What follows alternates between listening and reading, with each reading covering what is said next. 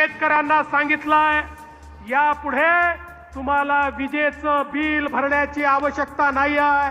शेतकऱ्यांचं वीज बिल आपण माफ केलंय. पण त्यासोबत अजून एक गोष्ट आपण करतोय.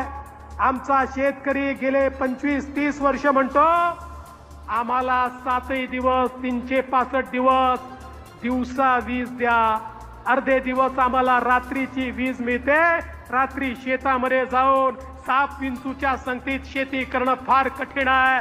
आणि म्हणून आपण निर्णय केला. या ठिकाणी मुख्यमंत्री सौर कृषी वाहिनी योजना तयार केली. मला सांगताना आनंद वाटतो 12,000 मेगावॅटचं काम आम्ही सुरू केलंय. 18 महिन्यामध्ये काम पूर्ण होणार आहे.